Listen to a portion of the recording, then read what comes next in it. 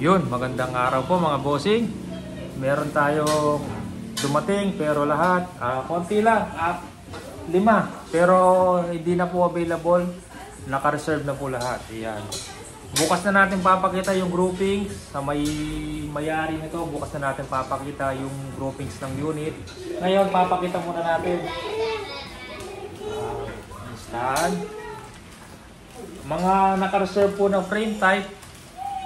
Natapos po na frame type, 4 na piraso. Meron pa pong parating.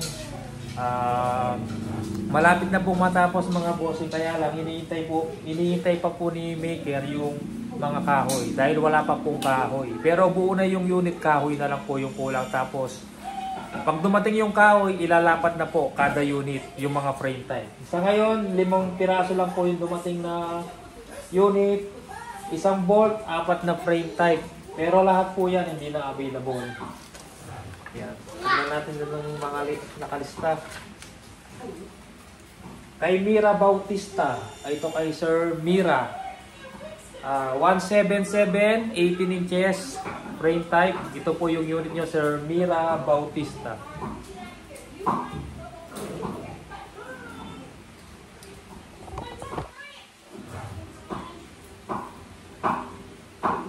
Yan, 177 po yung unit na pinagawa ni ni Ma'am Mira Bautista. Yan, mas mahaba siya ng 1 inch sa standard tank, kaya parang lumitaw siya na extended tank. Kasi hanggang dito lang yung standard tank, mas mahaba to ng 1 inch. Tukak frame type. Ang frame type gawa po ni Engineer Manlapat. Meron po siyang rest. Yan po yung safety rest or safety lock. Kahit wala siyang lock dito sa trigger, yan po yung safety ng unit. Kahit bumaksak po yan, kahit matamaan po to, yan, hindi yan puputok dahil meron po siyang safety lock or tinatawag na rest. Yan. Paano ko nasabi yung ibang unit, pag pumutok, tinamaan yung hammer, puputok. Pakita natin. Kalasan ko muna mga bossing para maintindihan niyo po.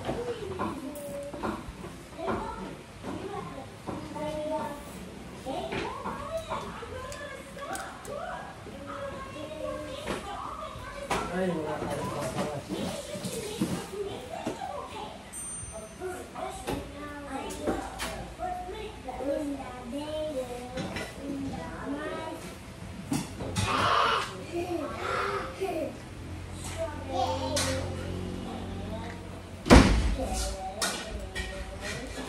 hindi pala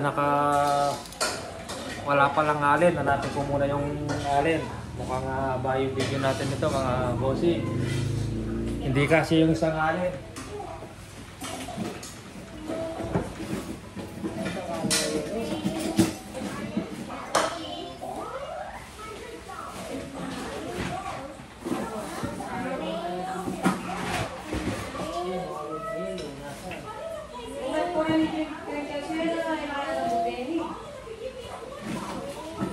Yun.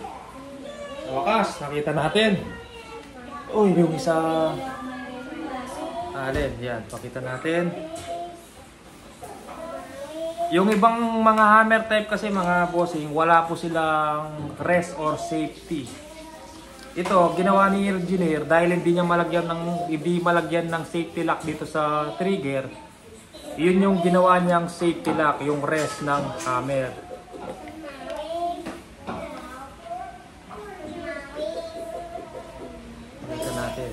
Yan, no? Kapal ng tornilyo mga bossing, stainless.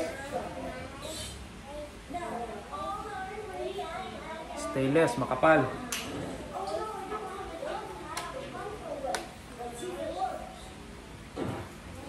Pakita natin mga loads. Yan. Pag kasi hindi naka-rest yan mga bossing, yan. Nakaganyan yung hammer. Ibig sabihin, nakapus na yung hammer doon sa firing pin. Ayan, pag nakalagay yung firing pin, kunyari wala siyang safety lock or rest. Yan, nakapus na agad yan mga bossing. Pag bumaksak, ipupus niya. Pag bumaksak, tumama yung hammer, ipupus niya yung firing pin, puputok po yung unit. Yan. Ipupus na yan.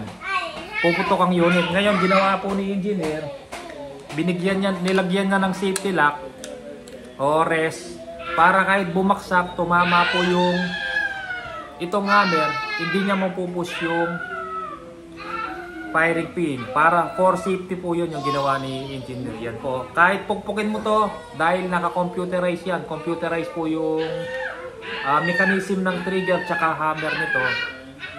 Hindi po bibitaw yung trigger sa hammer. Hindi po bibitaw yung hammer. Kahit pukpukin mo lang malakas yan, hindi siya bibitaw. Hindi kagaya ng walang safety rest, nakaganyan siya. Nakapus agad. Yan o. Ngayon, yung iba, first cock, pwede mong gawin safety rest, pero katagalan, ang pwedeng mangyari nun mga bossing, hihina yung spring ng hindi kagaya nito, konting ano lang, yan, ganyan lang siya, yan, hindi mangangalay yung spring, hindi mangangawit. Yung iba, wala siyang rest, ang ginagawa, pag nakatabi, nakakasap, for safety daw, para hindi ma-push yung pin. Kaya lang, ang problema nun mga bossing, yung spring, katagalan hihina. Pag humina yung spring, katagalan, hihina yung unit mo. Yan. Ito yung kagandahan po na ginawa ni Sir Engineer Manlapat. Frame type, meron siyang safety lock or tinatawag na rest. Ayan, rest. Pag hindi mo ginagamit, kahit bumaksak ang unit, safe pa rin, di siya puputok. First cock, second cock. Ayan. Frame type, may design pa siya na ganyan. Ayan. Binigyan niya pa ng design para hindi siya magmukhang plain lang mga bossing. Sa mga naka-reserve, pasensya na po, naubusan po ng wood stock si Sir Engineer. Kaya 4 lang po yung dumating ngayon. Pero ginagawa na po yung mga frame type. Ayan. Tapos, meron din siyang design dito mga bossing. Ayan. Tsaka yung trigger nito mga bossing, malambot, soft, hindi siya matigas, hindi mabigat sa kamay. Malambot siya, napakalambot, soft trigger siya. Yung iba kasi, pag pinalabit mo, mabigat sa kamay. Pag ganon, konting gagalaw yung unit pag bumaril ka, pag sobrang bigat ng trigger. Pero ito, suwabing-suwabe, napakalambot mga bossing. Ayan.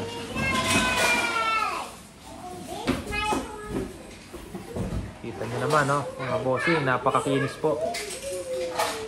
Kay Ma'am Mira Bautista, kay Tricia De La Cruz. Kay Ma'am Tricia De La Cruz. Ito po yung unit nyo, ma'am. Yan. 24-inch caliber 22 standard tank. Ayan siya. Layo natin ng konti yung camera. Yan po kay Sir Tricia De La Cruz. Ma'am pala, ma'am. Ayan. Bali, yung tatay niya po, yung may-ari nito. Yung hindi ko nabanggit, papalaw po yung mga unit nyo, ginagawa pa lang po mga bossing. Naubusan po ng wood stock si Sir Engineer, kaya hindi po natapos.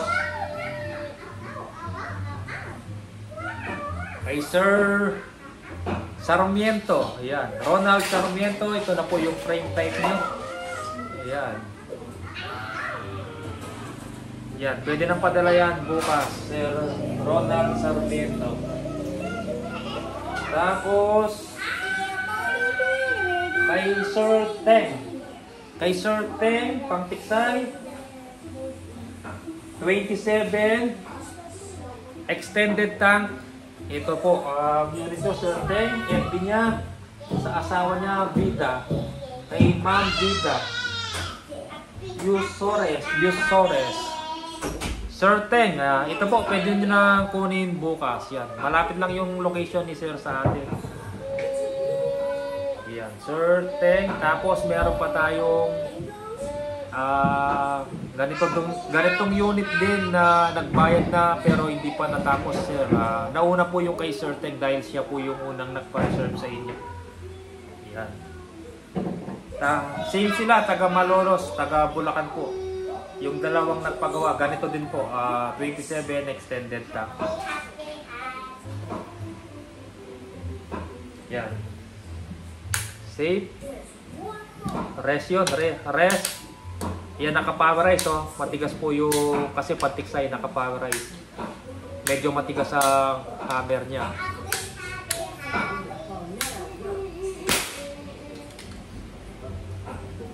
Tapos yung kay sir, nakalimutan ko yung pangalan. Bolt action. Yes, nasa taas na. Dahan-dahan ka, mahulog ka dyan. Nakalimutan ko yung pangalan ni sir. Bolt action. Gawa po ni Sir Engineer Manlapat. Yan.